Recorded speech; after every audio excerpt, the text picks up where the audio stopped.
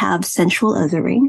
And this time it is based on sex, okay? Especially the women, all right? Because the othering of women has always been there, okay? They were always considered as inferior to men, and they were also considered as sex objects most of the time, okay? That's why they are sexually othered. Aside from that, they were always judged according to their morality or how people, especially men, define what morality is, okay? All right? Okay, so here we have four very powerful women during their time, or they are reflections, okay, since they are characters in a book. Okay, so Tipping the Velvet by Sarah Waters, it's about the start of a feminist revolution, especially regarding sexual behavior and sexual orientation, okay? All right, so let's know more about this. Okay, so what do these women have? Okay, so aside from the fact that they are women loving other women, they also have the freedom to do this, okay? So if you will remember that there are very strict and rigid rules regarding women and how they are expected to love, okay? All right, so they are expected to love the opposite sex. They're expected to marry whom they love. They are expected also to marry even those whom they don't love, okay? All right, for economic survival, all right? But there are certain types of women who have other ideas, okay? Who have other preferences, okay? So these women, they have the freedom to do this, okay? Whether they have faced certain consequences by doing so or not, they still went on with their decisions. So they have their own freedom to do what they want, to decide who to love, okay? All right? And who to be with or who to make love with, all right? And then they also have power, okay? Power in what sense? Because they didn't follow the expectations of the society for them, okay? They weren't trapped in the conventions of how women should be during that time or how women are expected to be. Of course, they suffered, okay? Because they didn't follow the conventions. They suffered, okay? But amidst the suffering, they prevailed because they didn't stop making their choices, okay? They didn't stop.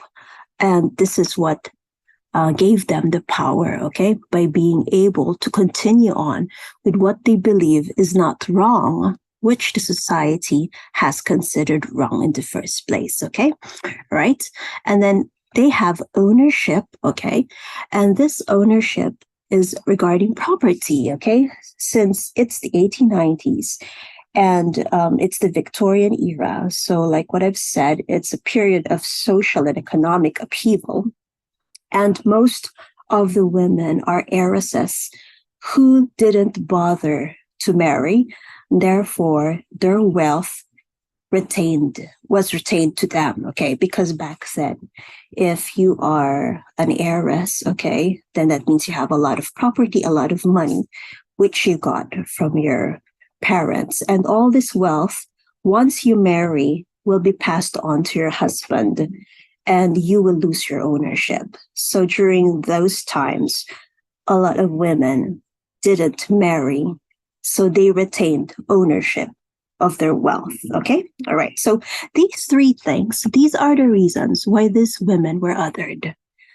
Their freedom to explore their sexuality, their power to make their own decisions, regardless of the consequences, and of course, their right to ownership, even if they are women. Okay? All right.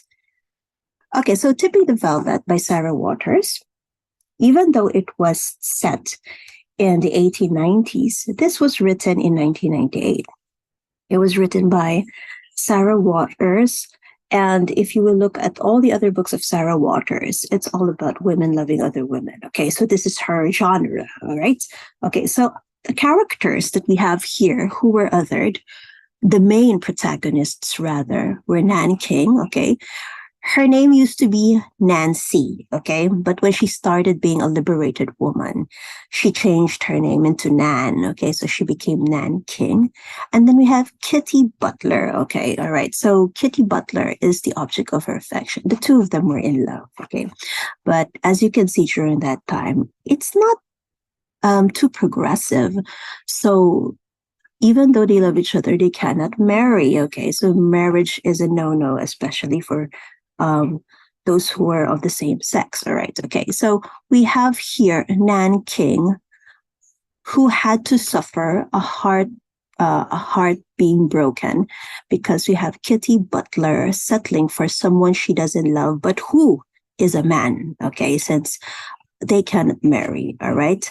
Nan King is actually the first one who had a crush on Kitty Butler. All right. So Kitty Butler is a performer. She's an impersonator who sings on stage, and she's cross-dressing. She's dressed in men's clothes, and she sings and she performs on stage. And Nan King was first a mere spectator. Okay, she's just part of the audience. Okay, and she kept watching Kitty Butler almost every day. Well, I think in the book it's really every day. So every day she watches Kitty Butler on stage, and soon Kitty Butler took notice of her and soon asked her to be her assistant. Okay, all right, and that's how the relationship started to form, all right? Okay, or the love relationship started to form. And then when Kitty Butler finally had an opportunity for her talent in London, okay, she had asked Nan to come with her. And Nan, of course, didn't refuse, right? So that's how their how the relationship as lovers started in London, because it was more free in London. And